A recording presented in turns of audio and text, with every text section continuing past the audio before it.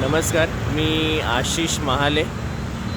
आता मी इकडे जिहान सर्कलला आहे. तुम्ही बघू शकता गंगापूर रोडला जिहान सर्कल.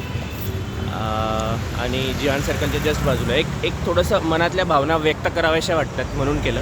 काल ह्याच रस्त्यावरून मी जात असताना माझ्या लक्षात आलं इकडे एक कुत्रं आहे. सुमारे 24 तास झाले. काल सकाळी 8 वाजेची गोष्ट आहे. हे कुत्रं आहे पण काल सकाळी 8 वाजेची गोष्ट आहे. कुत्रं तडफडत होतं. त्याला सीजर येत होते. सीजर म्हणजे झटके येत होते त्याला बऱ्यापैकी, आणि रक्त येत होतं त्याच्या पोटातून. ॲक्सिडेंट झाला आहे का त्याला डिस्टेंपर कुत्र्यांचा एक आजार असतो, तो आजार आहे. मला माहीत नाही नेमकं काय झालं. असं की 8 वाजता मी फोन केला. एक शरण म्हणून एक NGO आहे जी कुत्र्यांसाठी काम करते नाशिकमध्ये.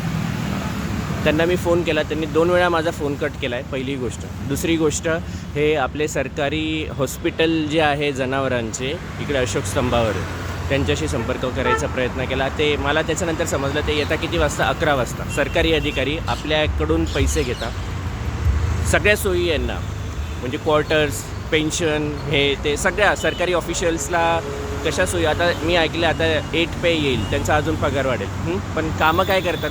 काही नाही. 11 वाजता आहेत. कोण येतं 11 वाजता? कोण येतं? ते कुत्रं मेलं ना, असे किती कुत्रे मरत असतील.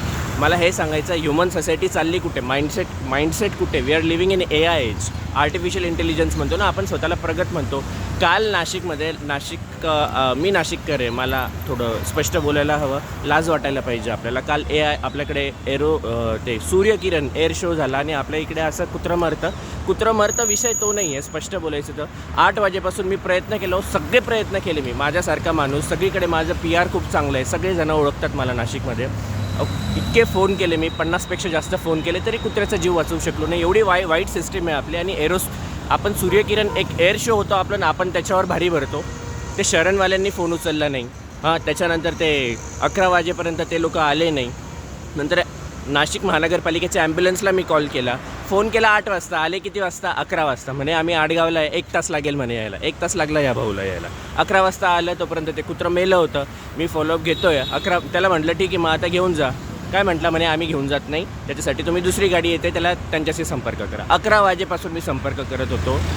4 वाजता ती गाडी इकडे आली, म्हणे घेऊन जातो, आणि आता अजूनपर्यंत तो घेऊन नाही गेला. आता सुमारे ह्या बॉडीला आता 24 तास झाले.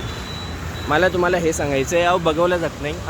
तुमच्याही म्हणजे मिड साईजचं ते कुत्रं आहे. विषय कुत्र्याचा नाही, विषय माइंडसेटचा आहे. बघा, आईवडील, पोरं अमेरिकेला असतात, आईवडील इकडे मरून जातात, वास येतो, शेजारच्यांना वास येतो, 2-2 दिवस होतात, 5 दिवस होतात, बॉडी नरम होऊन जाते एकदम लगद्यासारखी.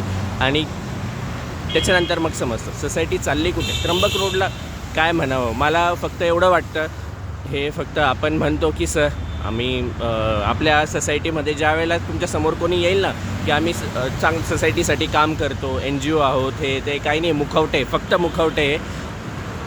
मनामध्ये शिव्याच द्या या लोकांना, तोंडावर गोड बोला फक्त. वी आर एकदम वाईट माइंडसेट चालला आहे. कोणत्या दिशेला चालली आहे सोसायटी समजत नाही मला. थँक्यू.